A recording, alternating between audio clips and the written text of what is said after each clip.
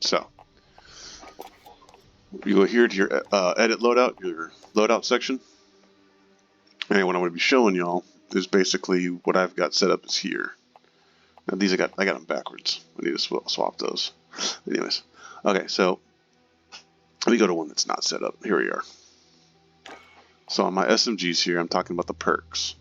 Okay, so when I go to perks, you only get your 3 perks, and that's it. In multiplayer, when you do what I'm about to show you, you get kill streaks, like your UAV. Actually, let's go back real quick because I can't remember all of them off the top of my head for some stupid reason. But yeah, so here's your kill streaks. Everybody knows what kill streaks are. But anyways, so in multiplayer, when you get these kills, you get called in these kill streaks. But in Warzone, you don't have this option. This option isn't there. So it doesn't matter how many kills in a row you get, you don't get these. You have to pick them up when you're running around to open up crates and stuff. So that's what I'm doing here, is you turn that off basically with this. In multiplayer, when you activate your specialist, you get rid of your kill streaks. But here, when you activate your specialist, now you get 3 extra perks once you start getting on these kill streaks. So what I like to do is on my first one, I do restock. So that way, once I get my 2 kills, now my my stim shot will start to respawn, my mines will start to respawn, my lethals and other equipment, non-lethals will respawn. On this one, I do amped, which allows me to swap between my weapons faster. And then again, I don't think I'll ever get that many kills without dying. I throw on spotter. That way, it makes it a little bit more difficult to run into a mine somewhere you're not expecting it, or a claymore. And if you do, you can hack it and make it blow them up. Which actually reminds me, I need to set this back to stun, or decoy. I like decoy grenades on multiplayer when I play with you guys, because usually y'all have a heartbeat and y'all can tell me where stuff's going on, and then I can throw a decoy to try to lure them out. So I gotta go switch those out on most of my loadouts here. Put my decoy grenade back on. See, this one I need to swap because I have these in the wrong. Restock and amped. There we go.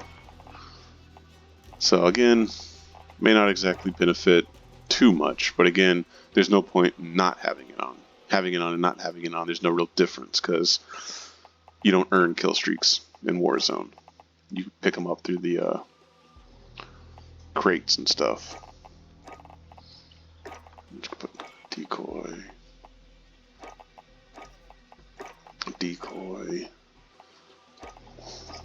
So again, hit R, go to restock,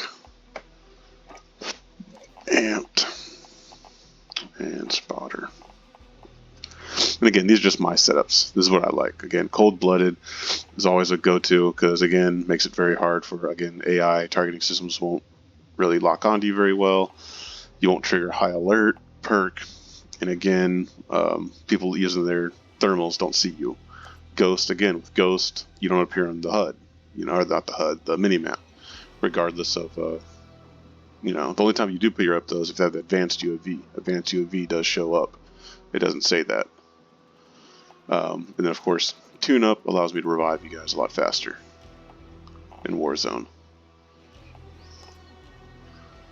But again, with the loadouts, as I was saying, with the suppressors, always do a suppressor. Always run a suppressor, in my opinion, because, again, keeping that stealth, keeping that they don't know where you are, really helps out a lot. In some cases, like with my M91 here, I kind of go back and forth between my muzzle brake and my monolithic. Reason why I do the muzzle brake is, again, M91 bounces left to right a lot, which is why I do the commando foregrip, because it goes for recoil stabilization. That slows your left to right bouncing, your horizontal. Basically, your horizontal recoil is what that is. And then again, I do the rubberized to help with the recoil control, because it does kick up a little bit, and the 91 heavy, because again, recoil control, bullet velocity, damage range. So it lets me reach out and touch them a little bit better. And of course, my 3K optic always do, and my reticle. And we all know why that's on there, because it's a rookie. But for meta rook, I do the rook charm. those are my loadouts basically. They're all almost the same. It's either going to be monolithic suppressor or, depending on the weapon, like these two tend to bounce up real high, so I throw on that compensator to help with the recoil control. Again, mobility is not so much important, in my opinion, on plunder, because again, 9 times out of 10 you've got that time to aim down sights. You're not rushing to it. I gotta set the rest of these up later. But anyways, that's my real quick rundown on that. If you have any questions, just let me know, and I'll see what I can do about answering them. Thanks.